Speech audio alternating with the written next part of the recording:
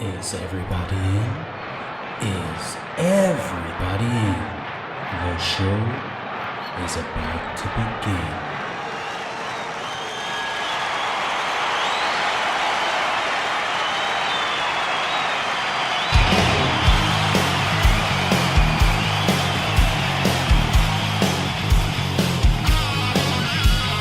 Welcome to the podcast, concerts that made us, interviews and stories, tales from the bus. We love taking you back to when it all went down. The greatest live shows and that cheering crowd sound. It's concerts that made us, concertsthatmadeus.com.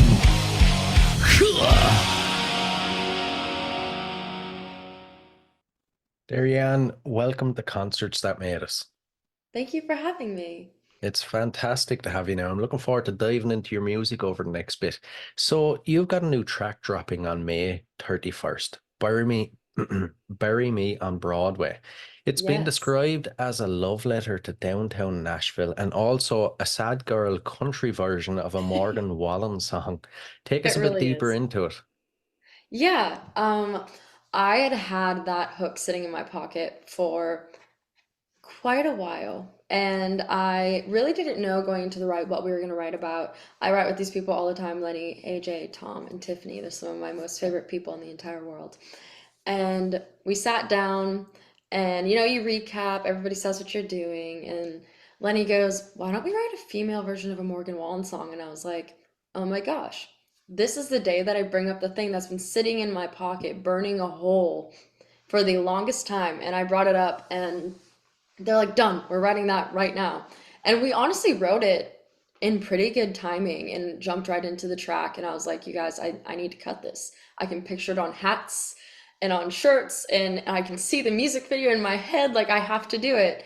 And it really was just born then. And I love that it's described as like a sad girl Morgan Wallen song because it's so fun. I'm also a sucker for a sad song, so I'll take it. Right, right. Did it change along the way much, or did it stay exactly as the concept you had? Yeah, I think when I had originally thought of it, I played around with it a little bit as a slower song. So it was really fitting that we kind of pushed that a little bit because I do fall into sad songs sometimes. Perfectly happy, but I like to write sad songs. But the second we really started diving into it, the day that we wrote it, we were pretty concrete on where we were headed. Right, right. What was the recording and production like? Was there any challenges or memorable moments that stick out? Oh my gosh, yeah, we are very much so fueled by snacks, so we don't get too far without a few snacks here and there. But honestly, the recording process is one of the easiest and most chill ones I've had, and I really enjoyed that because I felt like it gave me and all of us the ability to be as creative as we wanted to within the production and throwing in odd, funny things here and there that are just like in the mix and you hardly hear it, but it means so much. I think the fact that it was so chill and we were all just so stoked and hype about the song that it really kind of set us up to where we are now. Right, right. I get you. I get you. And what you fans of your music, what do you think will appeal to them about this track? I think that it's so different than what I've released before. Everything else that I've done is very country, sometimes with a little bit of like a pop hint here and there, but this one really kind of hits that envelope more than it does country. So I think it's going to catch their attention right off the bat by just simply being different than everything else that they've heard. Right, right. Is this a hint of what we can look forward to in the future? Yeah, I think so. Absolutely. Everything is going towards that area, and it makes me very excited because it's a whole new chapter. Hmm. What do you think it is about country nowadays that like it seems like everybody is wanting to do country and it's not traditional country, it's that kind of, as you mentioned, kind of poppy country.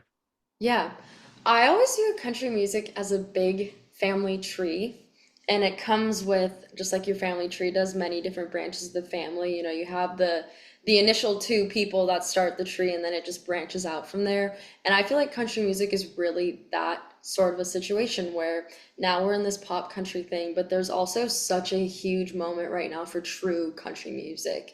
And I feel like country music is really revolved around songwriting.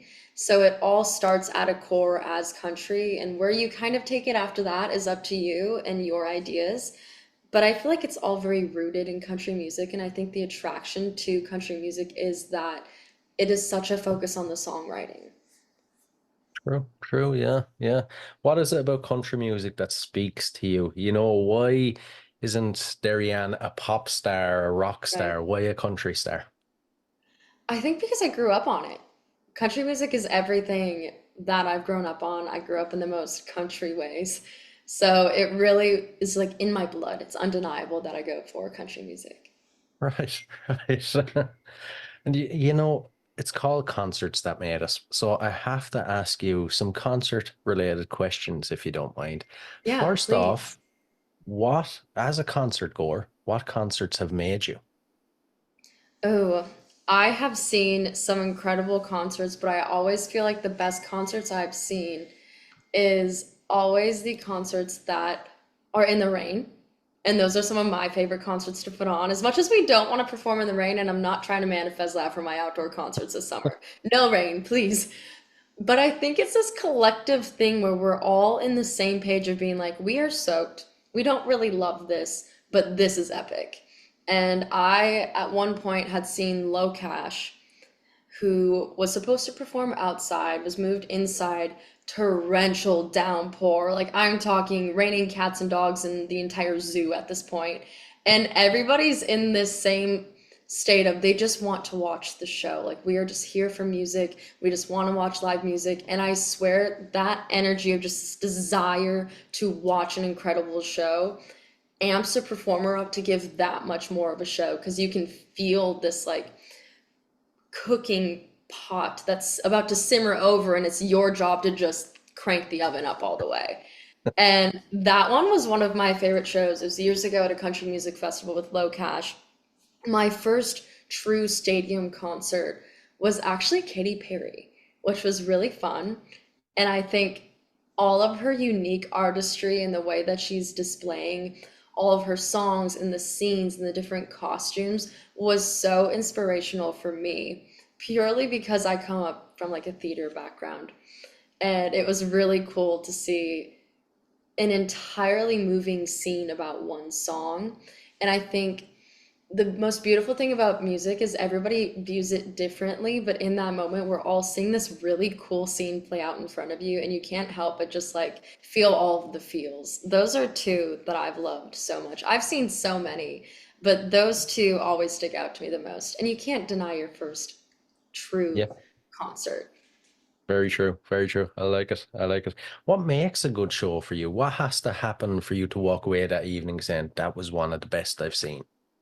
Oh, yeah.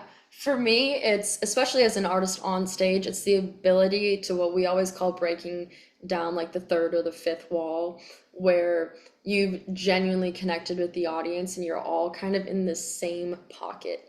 We can be in the same pocket as a band, but the second you break through that wall and you break down that barrier with your room and you're all collective, because that is what it is really when you're watching live music. We're all together as one.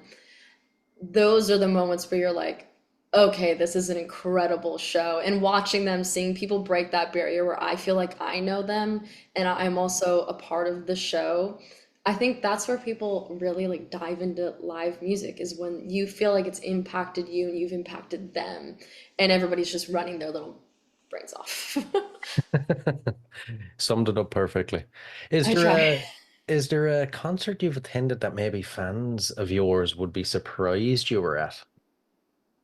Ooh, I don't know. I feel like my first concert being Katy Perry is kind of interesting. Everybody's always probably like, we would expect it to have been like Miranda Lambert or Carrie Underwood. But I'm from a really, really small town, and so the live music opportunities to see a big stadium concert aren't the biggest. You don't get a lot of people up there, and we do get large acts up there, but it's not crazily often. I feel like Katy Perry is such a random, out of left field one. I do love pop music though, so it's really not that surprising. I haven't seen them in concert, and I think I might be missing out on it, unfortunately, but I was a huge fan of Kiss growing up, and I still am. And that was my bucket list must see concert. It still is, honestly, and I think they're on like their reunion tour, like their last one, and I'm really disappointed because I'm not going to be able to see it, or I haven't. I don't know if it's over yet or not. But that was my like on my Christmas list, asking my parents to go to a Kiss concert. And my dad was like, I thought I raised you on George Strait. Where did we go to Kiss? Oh my God, that's hilarious. I was And obsessed. I still am, yeah, honestly. it's crazy. It's crazy. And the moment we're all waiting for your own shows. For any listeners that haven't been lucky enough to catch one, what are they like? Give us the full experience. Oh, I always feel like a good show brings you on a roller coaster of emotions you don't entirely expect. You always go expecting to dance and have a good time, but I think that moment where you play like the slow song that flips the switch and you're all really in this intimate moment together, playing this song and listening to this song that feels like it's hitting you in your soul. We will have a couple of those. Not too many though. We don't want to be in our fields for too long. And then I like to say I just run my butt off at a show like you're at a pop punk concert because that's what I grew up watching. So that was my little YouTube search bar all the time growing up. Like the Vans Warped Tour was what I watched. So you can expect to hear a lot of like true country music and then the pop stuff that I love, but with like a super energetic feel. Like you will run away feeling like you are out of energy and you need to take a nap. Right. Growing up, you mentioned you grew up in a very small town. How did the Yeah. local scene influence your music, or did it even influence it? Yeah, I think there wasn't really a whole lot of a live music scene where I'm from. There's some, but it is not often at all. I ended up in a lot of choirs, so singing choral music, which I think really educated me differently than one would expect because I wasn't focused on being the main performer. I was focused on molding my voice with the voices of the people around me, which I think honestly now has helped me a lot to be able to embody different parts of my voice that I know I can access. And I would say that that education in the choral background really shaped me into the performer that I am in the way of like keeping that stature and the professionalism, but also being on stage so much growing up in theater really kind of gave me that showmanship, which I think really kind of makes the biggest difference when you're used to being on stage. True, true. Now, you've played some pretty cool gigs over your career. Is there one that sticks out as maybe a high point or the best you've played?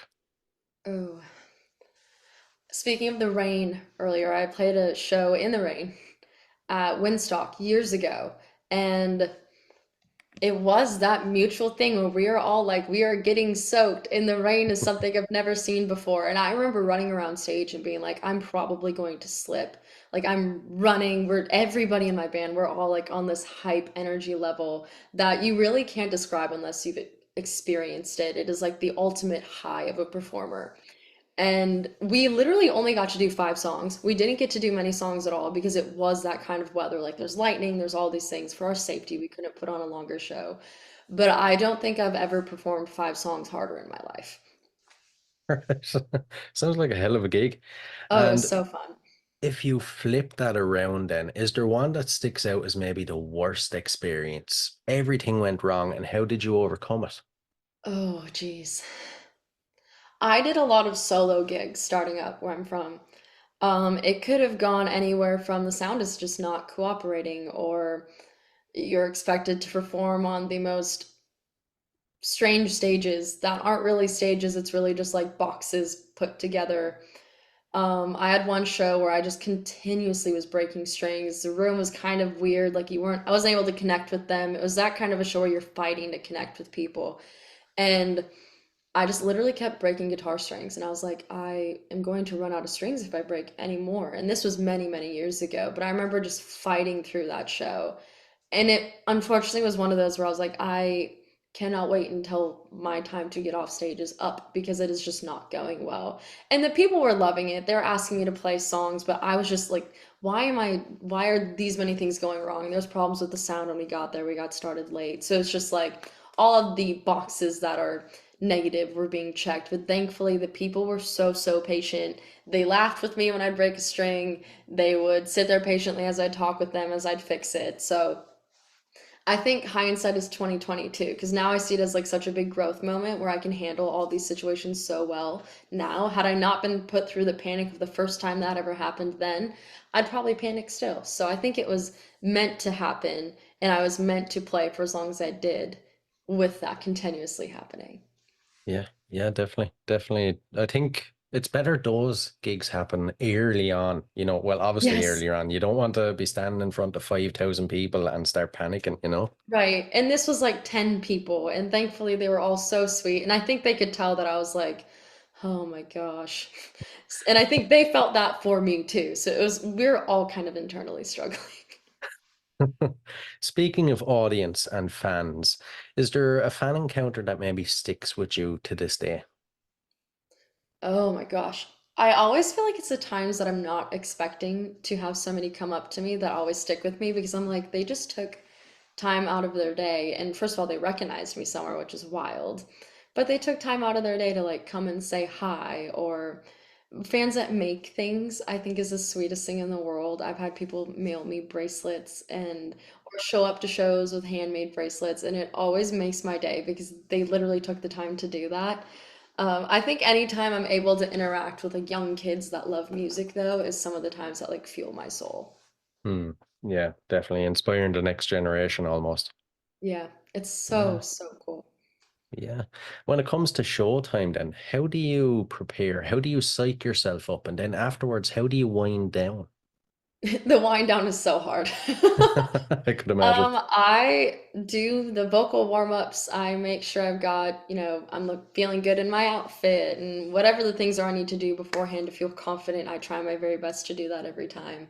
Granted, sometimes you're not in the perfect position to be able to do that, so you have to be able to kind of cut through those moments. But we start with like the same handful of songs on every show, and I feel like the second that the drums hit this trash can situation, I always am like, all right, here we are, we're here. And that's like the moment that I feel like this flip switches in my brain.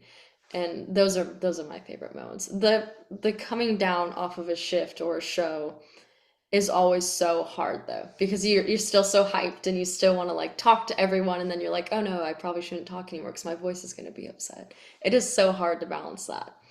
Yeah, yeah, I could imagine.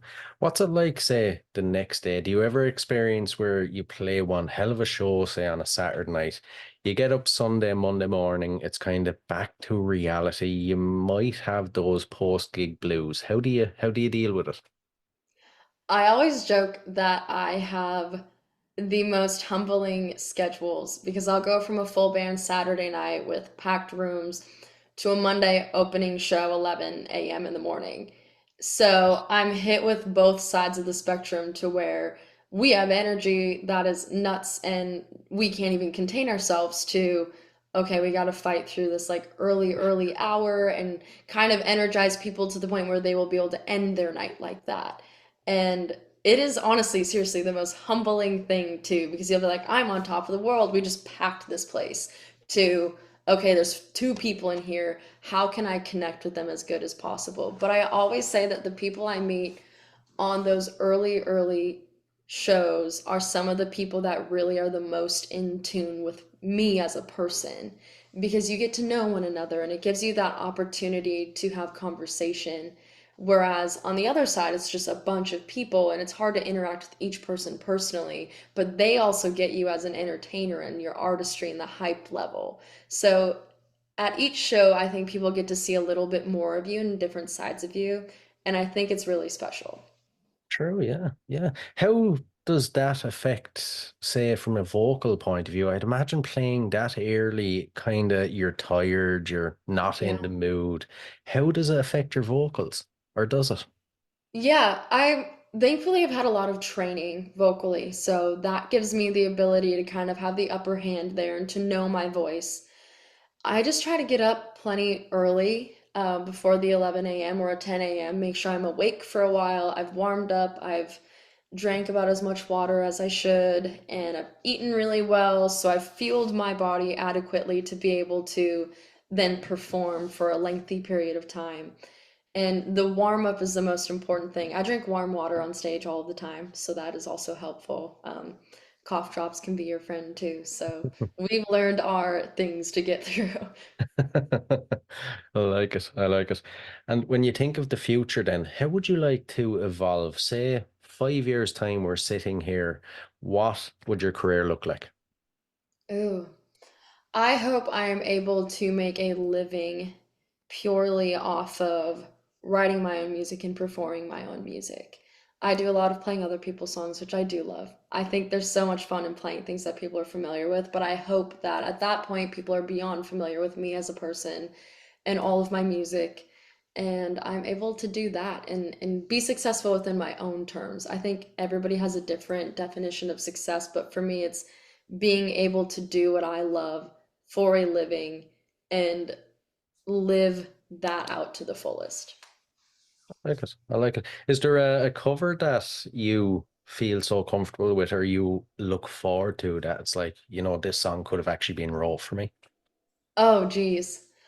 Lately, I've been kind of jumping into the Adele ballads because I feel like being able to belt is so much fun and being able to show that side of my voice is one of my favorite things.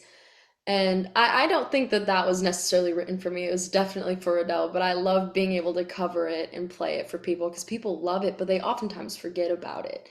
One of my favorite mashups that we do, though, is we'll go from Last Night, Morgan Wallen, into Closer by the Chainsmokers, which is an epic pairing. Everybody forgets about the Closer by the Chainsmokers song, and I swear the two of those songs go together so well that they were made to go together. One of my guitarists, Josh Huddleston, showed it to me, and I was like, "We're doing that all the time." Like I'm going to take that too because I love it. That is one of the moments that I look forward to the most because there's the pop vibes in it and there's the good belts and everybody's just stoked because they hear Last Night, and then you hit them with Closer and they're like, wait, whoa, I forgot about this song. And that's exactly how I felt when we did it the first time, and then I'm watching them get to go through it too. It's so fun. Right, right. Is there any clips of that on YouTube? Is there anywhere we can see it? No? I don't think so, but we should really film it and share it so everybody can watch it because it is so much fun. Yeah, I'd love to see it. It sounds very interesting. You're right, though. It's two that you would never put together. Hmm. Yeah. And, before we dive into the last couple of questions, future plans for the rest of the year, what can we expect from you?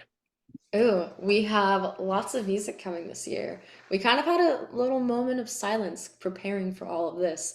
So we have 4 songs slated for the rest of this year.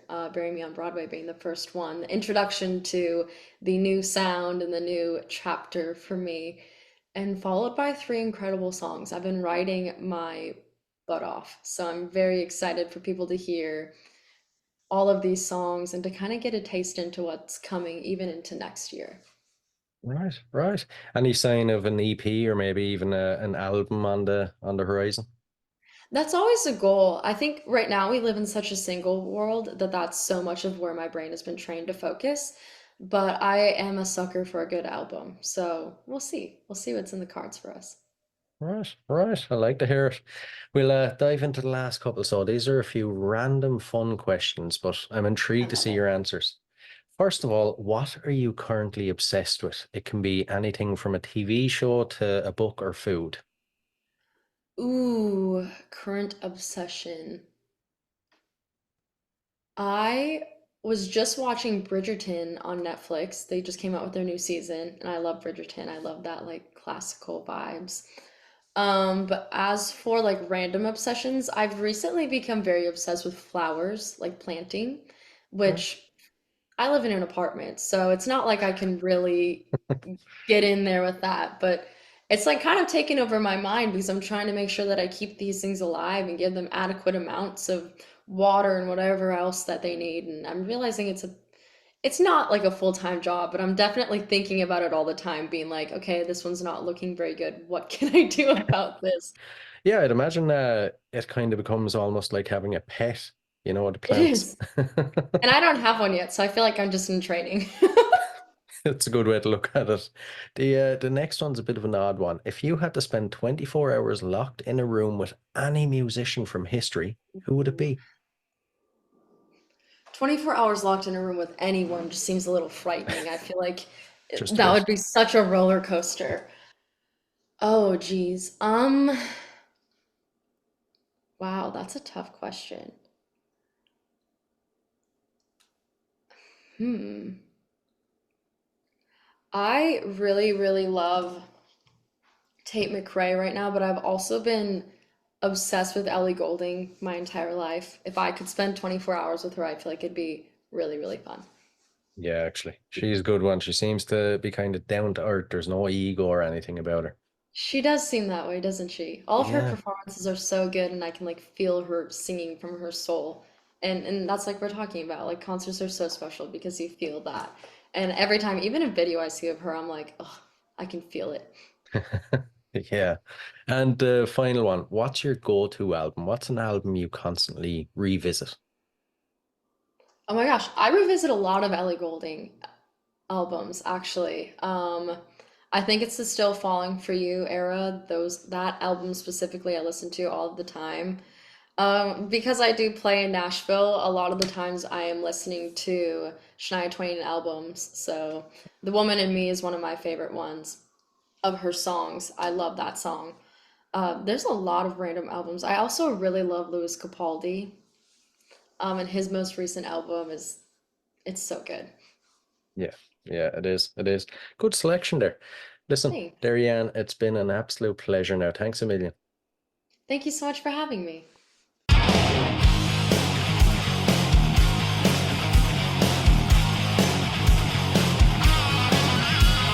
Welcome to the podcast, concerts that made us, interviews and stories, tales from the bus. We love taking you back to when it all went down. The greatest live shows and the cheering crowd sound. It's concerts, concerts that made us, concerts that made us.com.